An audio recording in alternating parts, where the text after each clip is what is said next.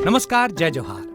क्या आप भी गवर्नमेंट एग्जाम्स की तैयारी करना चाहते हैं? क्या आप भी मेमोरी टेक्निक्स और ट्रिक्स के जरिए बहुत ही कम समय में स्मार्ट स्टडी करना चाहते हैं? क्या आप चाहते हैं कि सीजी व्यापम टॉपर आपको पढ़ाए? तो डाउनलोड करिए योगेंद्र साहू क्लासेस ऐप। यहाँ 10 से अधिक गवर्नमेंट एग्जाम्स क्रैक करने वाले और सीजी व्यापम टॉप करने वाले योगेंद्र सर सीजीपीएससी और सीजी व्यापम के अंतर्गत होने वाले सभी एग्जाम्स की तैयारी कराएं। तो डाउनलोड करिए Yogendra Sahu classes app to be the best, learn from the best.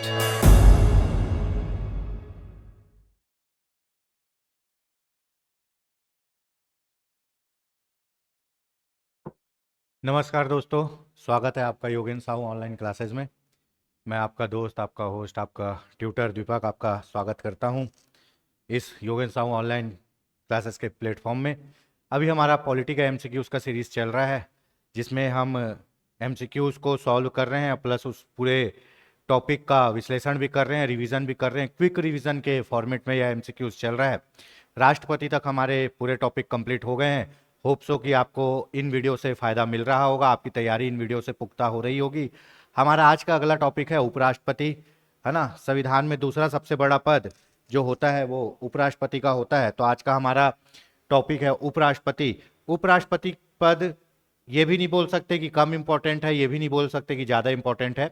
उपराष्ट्रपति का पद भी इंपॉर्टेंट है, यहाँ से भी क्वेश्चन बनते हैं, क्वेश्चन आते हैं।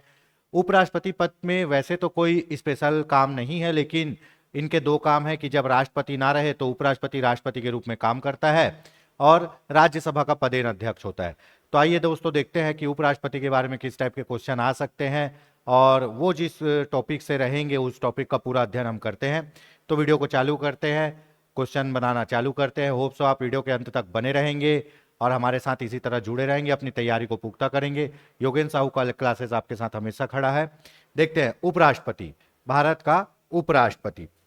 तो दोस्तों आपने पढ़ा है कि अनुच्छेद 62 तक, ठीक है, अनुच्छेद 62 तक आपका, है ना, अनुच्छेद 62 तक कहाँ है?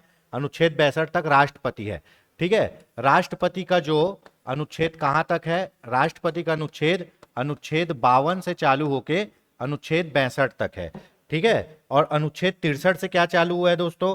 अनुच्छेद 63 से चालू हुआ है उपराष्ट्रपति। उपराष्ट्रपति का अनुच्छेद कहां से चालू हुआ है? अनुच्छेद 63 से। उपराष्ट्रपति अनुच्छेद 63। अनुच्छेद 63 में कहा है भारत का एक उपराष्ट्रपति होगा, ठीक है। अनुच्छेद 63 में कहा गया है भारत का एक उपराष्ट्रपति होगा। और अनुच्छेद 64 में कहा गया है उपराष्ट्रपति। अनुच्छेद 64 में कहा गया है उपराष्ट्रपति क्या होगा? राज्यसभा का पदेन सदस्य, पदेन अध्यक्ष होगा। राज्यसभा का क्या होगा? सभापति होगा। राज्यसभा का सभापति होगा। किसमें कहा गया है? अनुच्छेद 64 में। तो ये शुरू से अनुच्छेद भी अपन याद करते चलेंगे, ठीक है। तो अनुच्छेद 63 से चालू होता है आपका उपराष्ट्रपति। अनुच्छेद 63 में कहा गया भारत का एक उपराष्ट्रपति होगा। अनुच्छेद 64 में कहा गया उपराष्ट्रपति राज्यसभा का पदेन सभापति होगा। मतलब जो आदमी उपराष्ट्रपति बनेगा वो खुद क्या बन जाएगा? राज्यसभा का सभापति बन जाएगा। पदेन मतलब जो इस पद में है वही उस पद में भी रहेगा।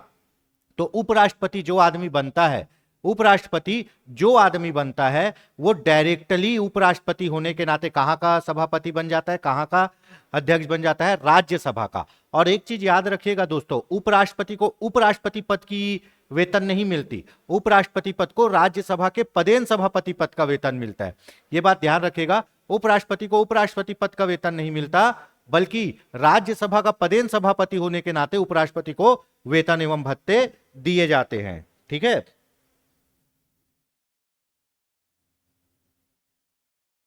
चलिए क्वेश्चन प्रारंभ करते हैं। भारत के उपराष्ट्रपति का निर्वाचन एवं निर्वाचक गण द्वारा किया जाता है, जिसके सदस्य होते हैं। इसमें कहा गया है कि भारत के उपराष्ट्रपति पद के में कौन, भारत के उपराष्ट्रपति पद के चुनाव में कौन वोट डालता है। इसमें यह बात पूछी गई है दोस्तों कि भारत के उपराष्ट्रपति के पद के में चुनाव में कौन वोट डालता है, ठीक है। संसद के दोनों सदनों के केवल निर्वाचित सदस्य? नहीं, बिल्कुल गलत। राज्यसभा के? नहीं। राज्य विधानसभा के? नहीं। क्या होगा? संसद के दोनों सदनों के सभी सदस्य। देखिए दोस्तों, उपराष्ट्रपति और राष्ट्रपति के निर्वाचन मंडल में क्या डिफरेंस है? उपराष्ट्रपति और राष्ट्रपति के निर्वाचन मंडल में क्या डिफरेंस है। राष्ट्रपति का निर्वाचन मंडल जो है वो किसमें है, वो है अनुच्छेद 54 में। उसमें क्या कहा गया है, लोकसभा और राज्यसभा के निर्वाचित सदस्य वोट डालेंगे, सभी राज्यों की विधानसभा के निर्वाचित सदस्य वोट डालेंगे, दिल्ली पौंडीचेरी विधानसभा के निर्वाचित सदस्य वोट डालेंगे, किसमें, राष्ट्रपति में। उपराष्ट्रपति में कौन वोट डालता है, उपराष्ट्रपति में लोकसभा के सभी सदस्य चाहे वो निर्वाचित हो या मनोनीत, और राज्यसभा के सभी सदस्य चाहे वो निर्वाचित हो या मनोनीत। इन दोनों लोग सिर्फ किसके लिए वोट डालेंगे, उपराष्ट्रपति के लिए। कौन से, लोकसभा के सभी सदस्य चाहे वो निर्वाचित हो या मनोनीत, और राज्यसभा के सभी सदस्य चाहे वो निर्वाचित हो या मनोनीत। तो यहां सही आंसर होगा संसद के दोनों सदनों के सभी सदस्य। तो इसका आंसर होगा आंसर बी। चलिए दोस्तों अगला क्वेश्चन देखते हैं। भारत के उपराष्ट्रपति निर्वाचित होते हैं, कैसे निर्वाचित होते हैं, भारत के उपराष्ट्रपति कैसे निर्वाचित होते हैं, बताइए।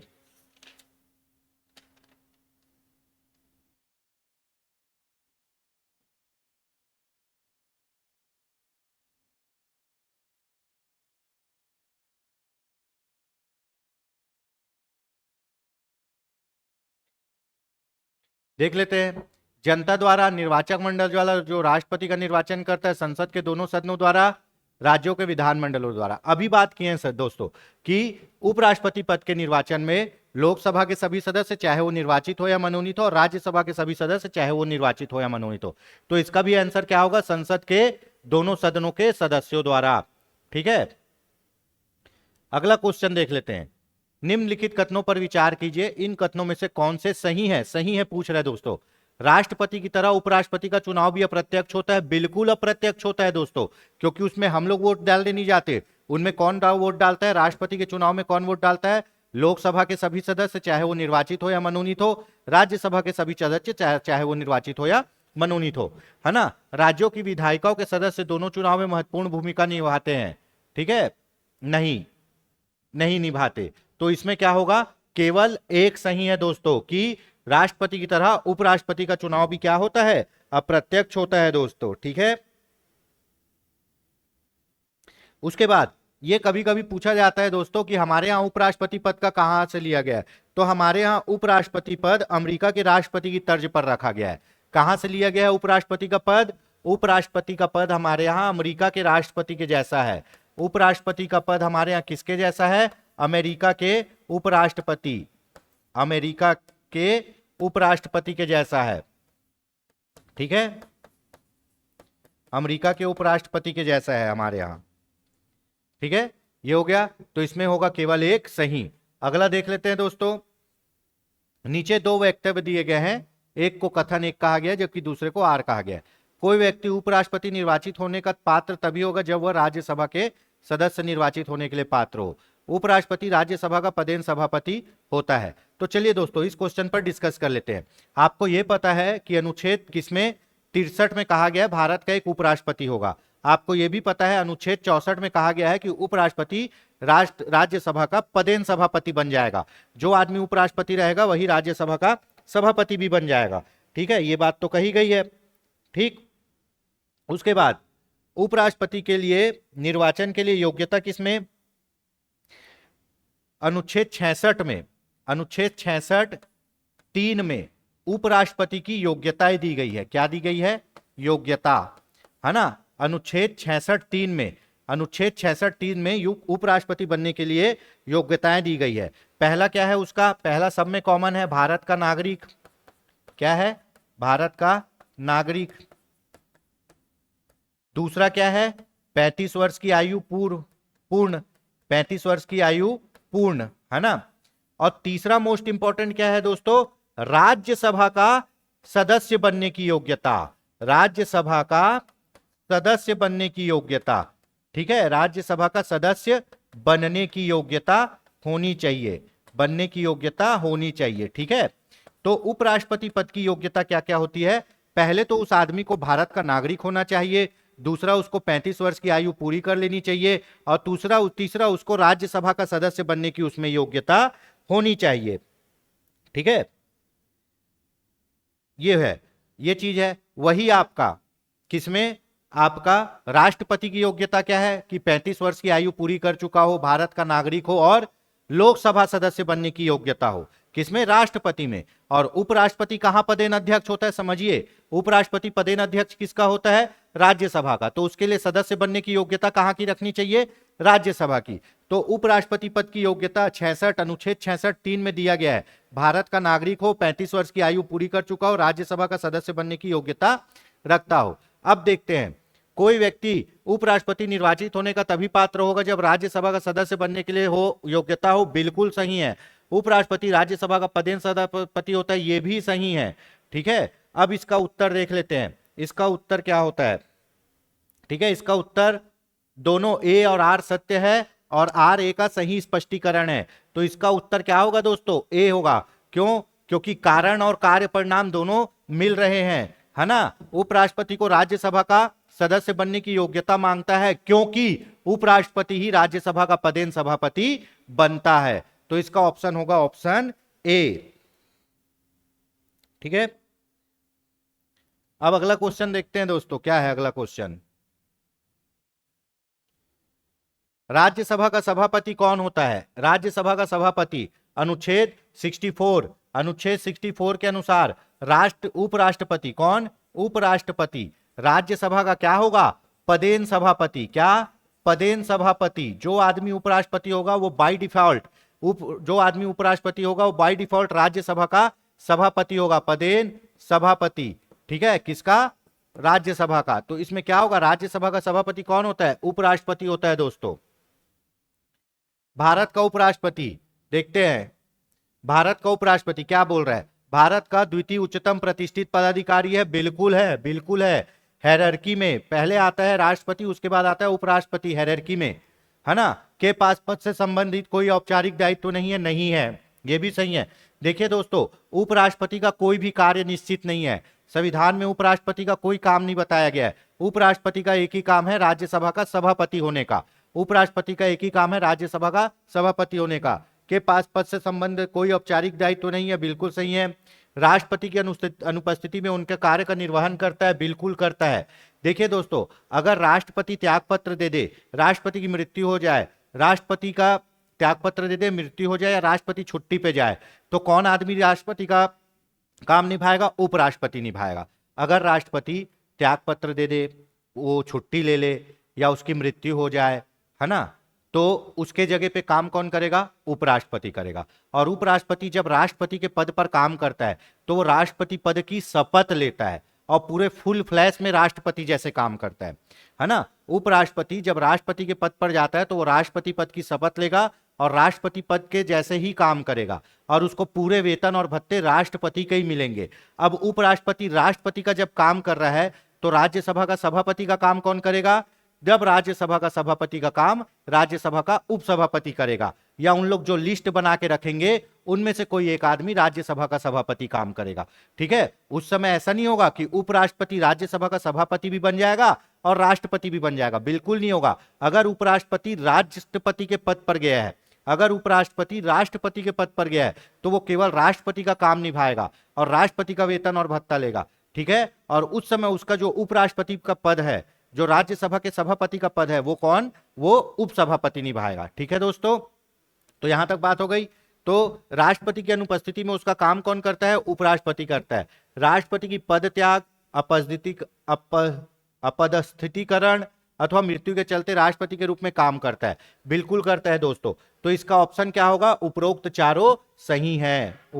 उपरोक्त चारों सही है। चलिए अगला क्वेश्चन देख लेते हैं दोस्तों। उपराष्ट्रपति को उसके पद से निम्न में से किस प्रस्ताव द्वारा हटाया जा सकता है?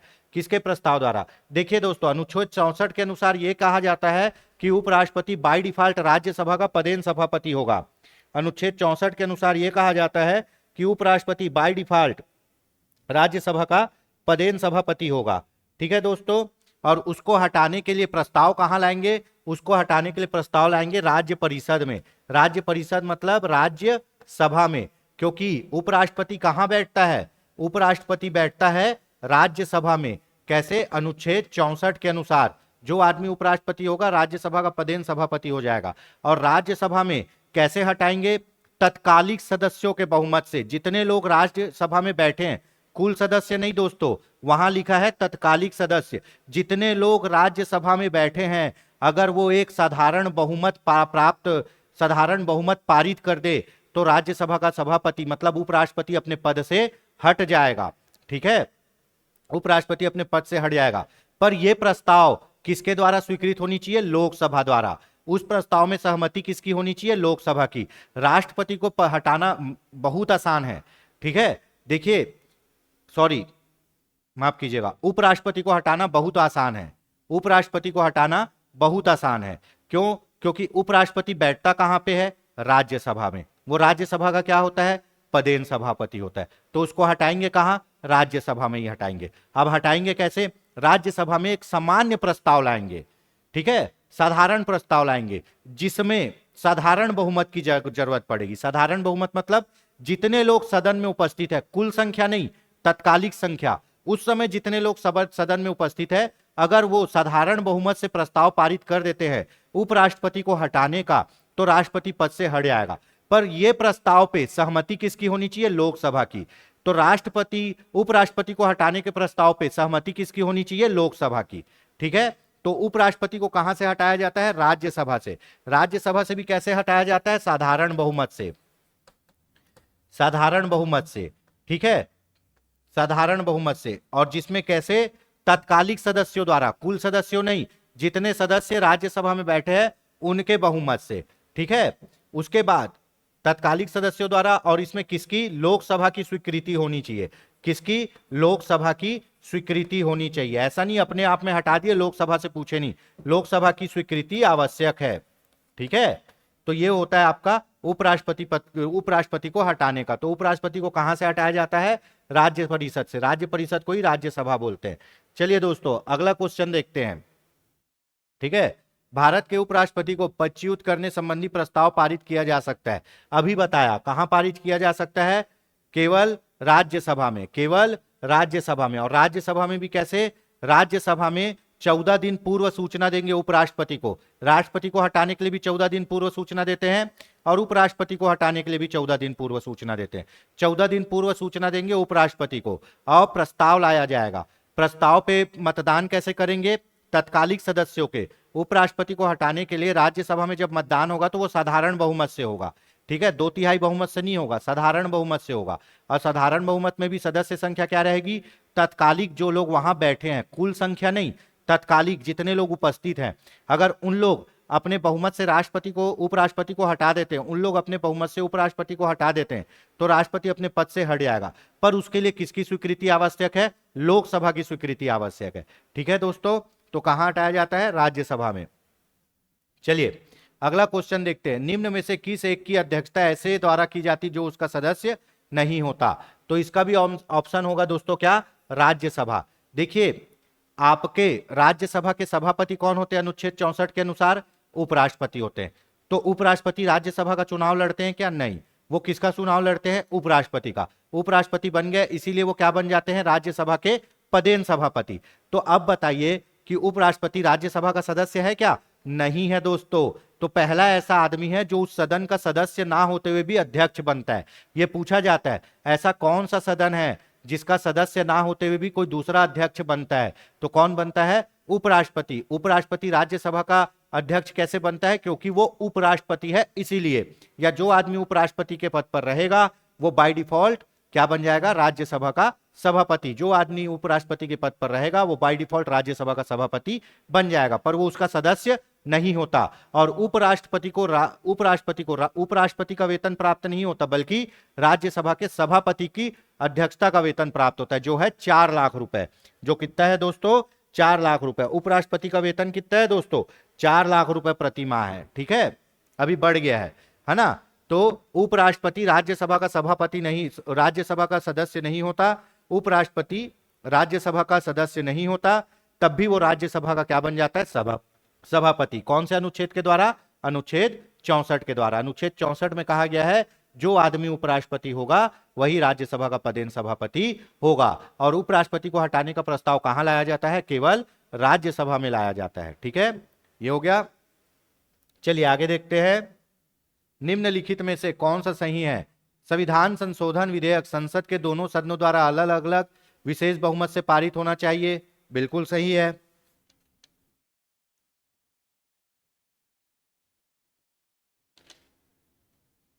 ठीक है, अगला पढ़िए, अच्छा कौन सा सही नहीं है पूछा है ना इसमें, तो ये सही है, संविधान संशोधन विधेयक, है ना, संविधान संशोधन विधेयक दोनों सदनों में अलग अलग बहुमत से पारित होना चाहिए। देखिए जो दोस्तों, आपने अनुच्छेद 108 के अनुसार, आपने अनुच्छेद 108 में पढ़ा है क्या, दोनों सदनों का संयुक्त अधिवेशन, आपने अनुच्छेद 108 में पढ़ा है दोनों सदनों का संयुक्त अधिवेशन। पर एक चीज याद रखिएगा कि संविधान संशोधन विधेयक में और धन विधेयक में संयुक्त बैठक नहीं होती, ये अलग अलग पारित होना चाहिए।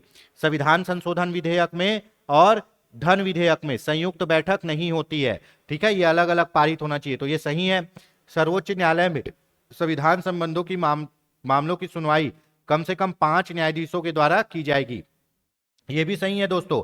अगर संविधान के मामले में कोई केस लगा है, अगर संविधान के मामले में कोई केस लगा है सर्वोच्च न्यायालय में, संविधान का रक्षक कौन है, सर्वोच्च न्यायालय, अगर सर्वोच्च न्यायालय में संविधान के लिए कोई केस लगा है तो कम से कम न्यायाधीशों की संख्या कितनी होनी चाहिए जो डिसीजन देंगे, 5।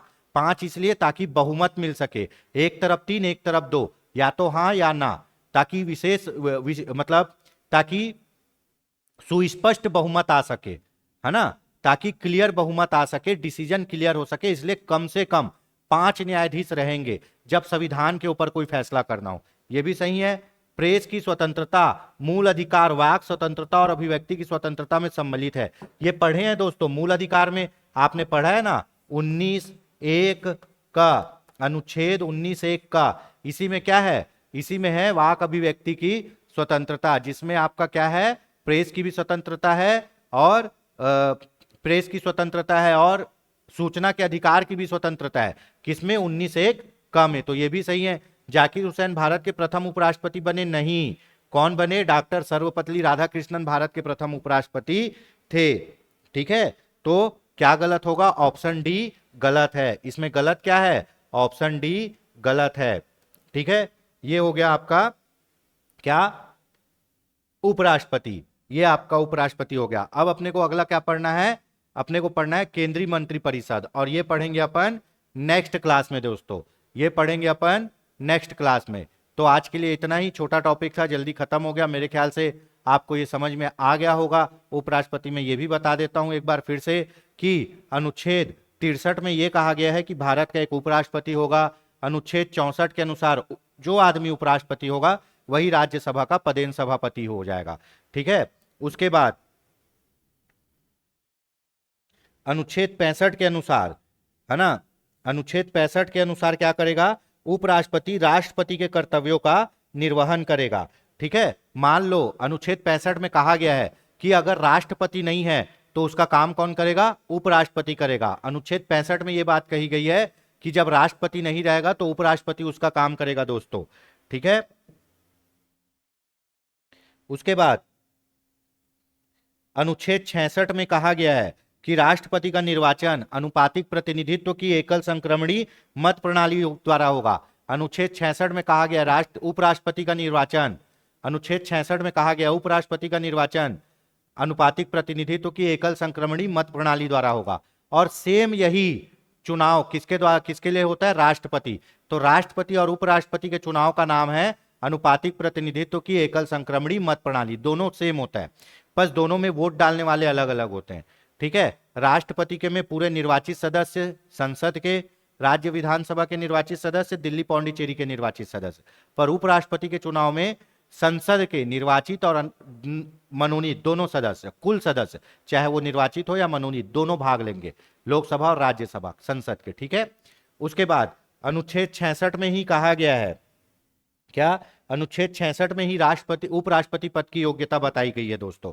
अनुच्छेद 66 में ही उपराष्ट्रपति पद की योग्यता बताई है। उपराष्ट्रपति के लिए क्या होना चाहिए, भारत का नागरिक होना चाहिए, 35 वर्ष की आयु पूरी करनी चाहिए और राज्यसभा का सदस्य बनने की योग्यता होनी चाहिए। राष्ट्रपति में क्या पढ़े, लोकसभा सदस्य बनने की योग्यता होनी चाहिए। उपराष्ट्रपति में क्या, राज्यसभा सदस्य बनने की योग्यता होनी चाहिए। क्यों, क्योंकि उपराष्ट्रपति कहां का अध्यक्ष होता है, राज्यसभा का, ठीक है।